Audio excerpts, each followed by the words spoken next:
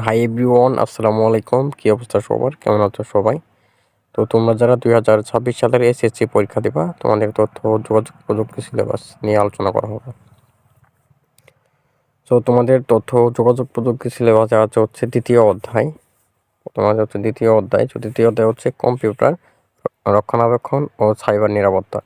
তো তোমাদেরকে যেগুলো পড়তে হবে সেগুলো হচ্ছে যে বিষয়বস্তু তোমরা খুব সুন্দর করে পড়বে। এখানে বলছে যে কম্পিউটার রক্ষণাবেক্ষণে সফটওয়্যারের গুরুত্ব, সফটওয়্যার ইনস্টলেশন ও আনইনস্টলেশন, ঠিক আছে। তারপর হচ্ছে সফটওয়্যার ডিলিট, সাধারণ ট্রাবল শুটিং, এগুলো তোমরা পড়বে।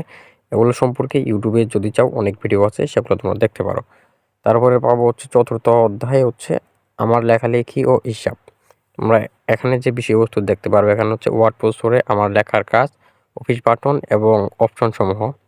তারপর যদি আমরা নিচের দিকে তাকাই, দেখতে পারবো হচ্ছে লেখালেখির সাজসজ্জা, টেবিল ও বিভিন্ন ইলাস্ট্রেশন ও টেবিল বা সারণী যোগ করা, ছবি যোগ করা, ওয়ার্ড আর্ট যোগ করা, মার্জিন ঠিক করা, প্যারাগ্রাফের লাইন ব্যবধান নির্ধারণ করা, পৃষ্ঠা নম্বর দেওয়া, বানান পরীক্ষণ ও সংশোধন। তারপরে যদি ভাইয়া আমরা একটু নিচে যাই, তো নিচে আমরা 3 নম্বরটাতে দেখতে পারবো হচ্ছে তোমার এখানে হচ্ছে স্প্রেডশিট ও আমার হিসাব নিকাশ। তো তোমাদেরকে পড়তে হবে হচ্ছে স্প্রেডশিট বিশ্লেষণ, স্প্রেডশিট ব্যবহারের ক্ষেত্র, স্প্রেডশিট ব্যবহারের কৌশল, গুণ করা, ভাগ করা, শতকরা নির্ণয় করা, সেগুলো তোমাদের পড়তে হবে। তারপর যদি আমরা আরেকটু নিচে যাই, তারপর নিচে গেলে দেখতে পারবো হচ্ছে ভাই পঞ্চম অধ্যায়। তো পঞ্চম অধ্যায় হচ্ছে মাল্টিমিডিয়া ও গ্রাফিক্স। এগুলো তোমাদের বিষয়বস্তু হচ্ছে প্রথমটা মাল্টিমিডিয়ার ধারণা, মাল্টিমিডিয়ার মাধ্যমসমূহ।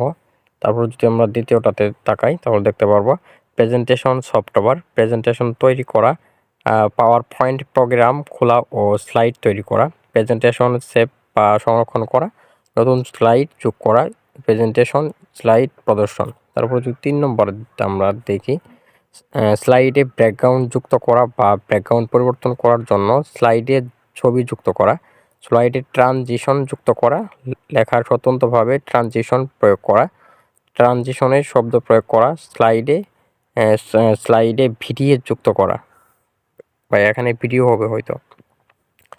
তারপরে যদি আমরা দেখি হচ্ছে ষষ্ঠ অধ্যায়। তো ষষ্ঠ অধ্যায় হচ্ছে প্রোগ্রামিংয়ের মাধ্যমে সমস্যার সমাধান। তো এখানে আমরা বিষয়বস্তু দেখতে পারবো হচ্ছে ভাইয়া, বিষয়বস্তু হচ্ছে আমাদের সমস্যার সমাধানে প্রোগ্রামিং ভাষা। তারপরে 2 নম্বরে আমরা দেখতে পারবো হচ্ছে মেশিন কোড বা মেশিন ভাষা কি। তারপরে তিনেতে দেখতে পারবো পাইথনে প্রোগ্রামিংয়ের যাত্রা শুরু, চলক